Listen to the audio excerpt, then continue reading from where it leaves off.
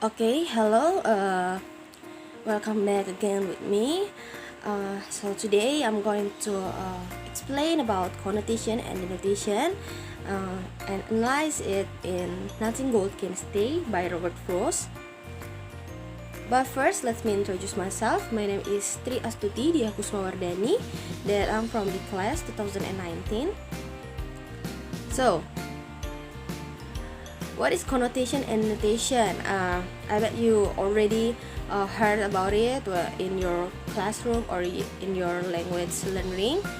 So, connotation and denotation are two principal methods of describing the meaning of the word.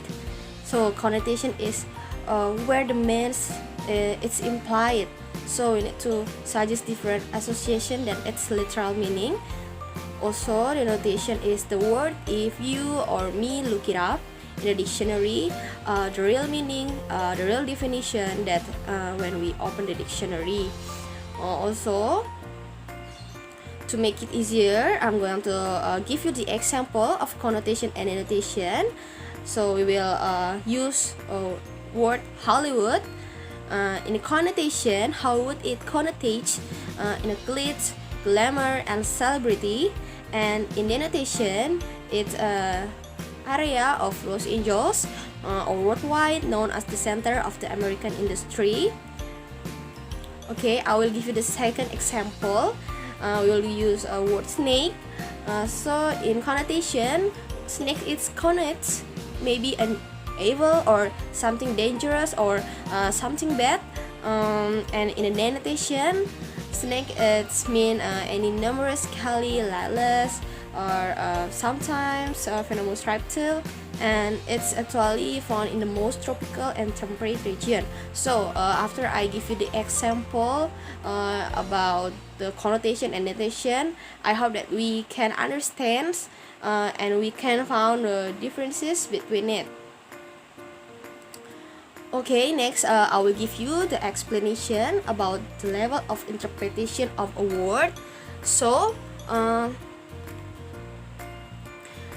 that there is three levels of meaning.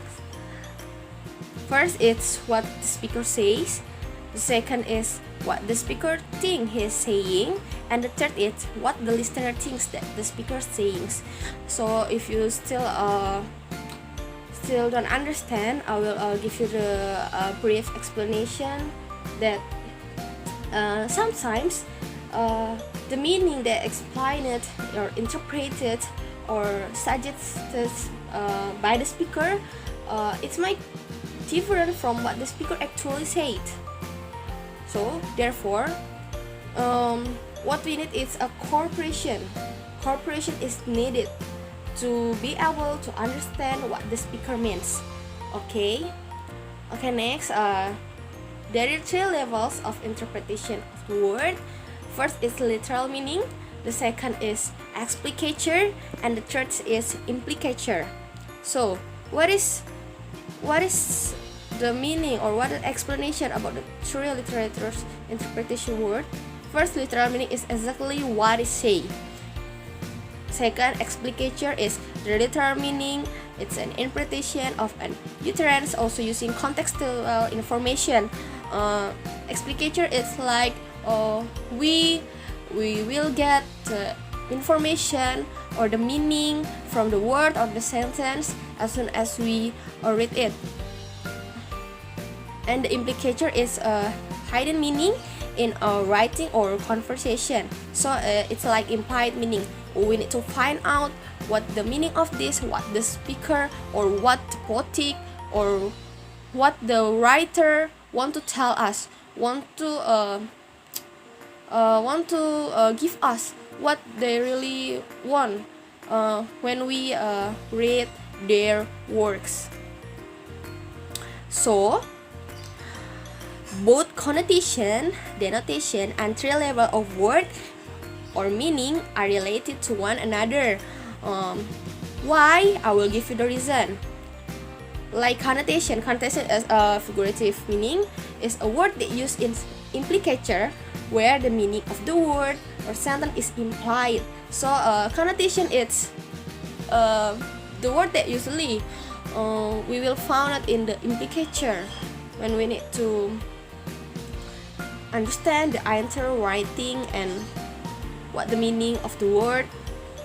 Okay, same as denotation, it's used in explicature where the meaning of the context is directly, or we will know it easily as we read it.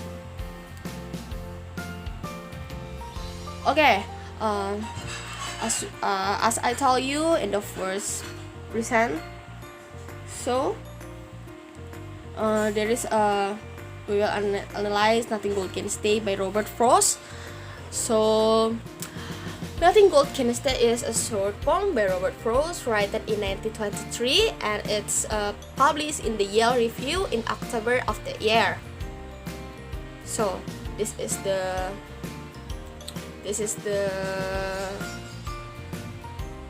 poem. It's content of 8 lines. It is simple, but it has a big meaning or a deep meaning. Okay, we will analyze the poem.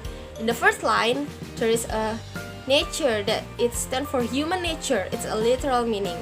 The second is a first green. It's a connotation or implicature when it stands for primavera. Primavera is a season that we can find in the Latin language, and it refers to springtime, where all the plants or the vegetation bloom at the first time.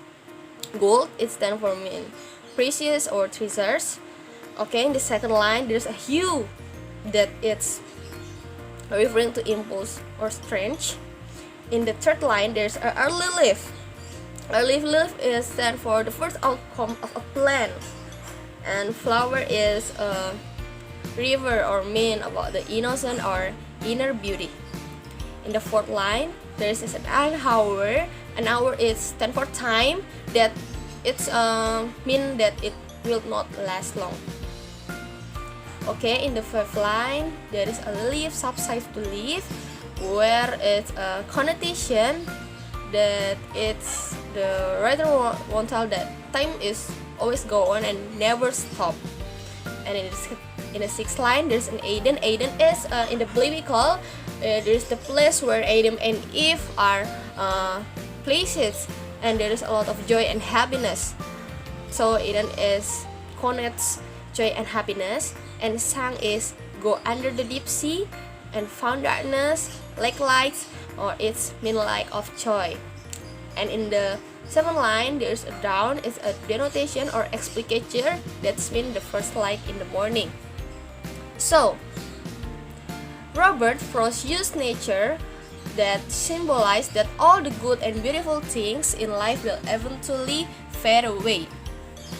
So that the poet want to tell us that nothing good or precious can last forever.